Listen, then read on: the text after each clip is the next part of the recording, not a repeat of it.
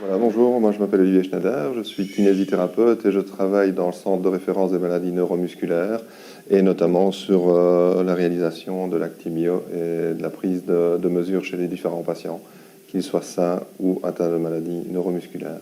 Une maladie neuromusculaire, c'est une maladie où à un certain moment il y a un problème entre l'émission de l'information du cerveau qui dit à un muscle, tiens tu vas faire ça, et le muscle n'est plus capable de le faire.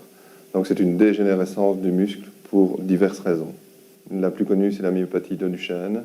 Chez les enfants et chez les adultes, c'est la maladie qu'on appelle FSH, c'est la fascio-scapulo-humérale. Ici, vous avez le boîtier avec les deux capteurs.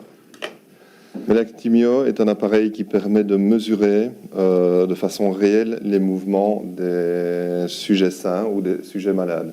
Donc ça permet de mesurer les mouvements au niveau des bras, au niveau des mains, dans tous les plans de l'espace, ainsi que les mouvements au niveau des jambes, dans tous les plans de l'espace. Et c'est surtout ça le plus important, c'est de récolter ces données pour pouvoir les comparer entre les sujets sains et les sujets atteints de maladies neuromusculaires. Il enregistre tous les mouvements. En fait, dans chaque petit capteur, il y en a un que l'on met au poignet et il y en a un que l'on met à la cheville, en fonction du patient, s'il est ambulant ou s'il est non ambulant.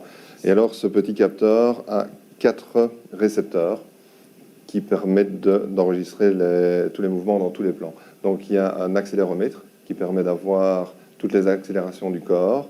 Il y a un gyroscope qui permet de mesurer toutes les vitesses angulaires. Il y a un baromètre qui permet de mesurer l'élévation du corps.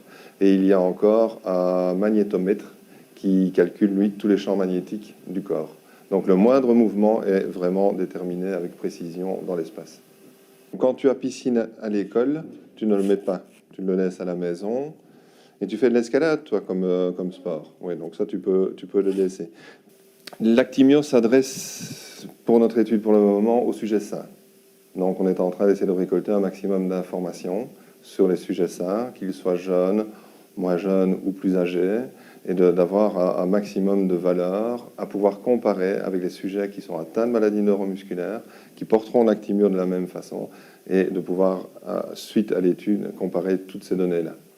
Donc un malade, lui, ne fera pas le même mouvement pour boire, par exemple, un verre d'eau qu'un sujet sain. Donc on va pouvoir faire des comparaisons sur ces différents types de mouvements.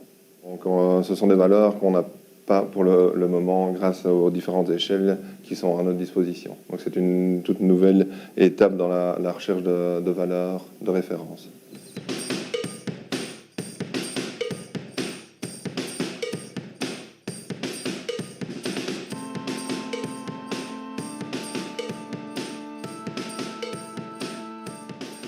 Alors, pour inclure un patient, le testing n'est pas compliqué du tout, il dure une trentaine de minutes. Il y a d'abord une marche de 6 minutes, donc le patient va marcher le long d'une ligne de 25 mètres le plus vite possible et faire des tours comme ça. Et au bout de 6 minutes, on arrête et on calcule la distance parcourue. Donc ça, c'est une première valeur de référence. Il y a aussi le test des 4 marches. Donc on demande au patient de monter le plus vite possible les 4 marches. On le fait 3 fois. Il y a aussi un test de marche de 10 mètres. Donc le patient marche encore une fois de 0 à 10 mètres le plus vite possible. On répète encore 3 fois. 1, 2, 3, go! Et le dernier test que l'on fait avec les patients ambulants, c'est un relevé du coucher du sol.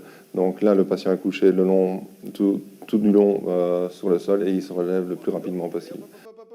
Pour le moment, on a réussi à inclure 84 patients et on voudrait bien en inclure 130, 150. Donc les candidats sont les bienvenus pour pouvoir entrer dans cette étude.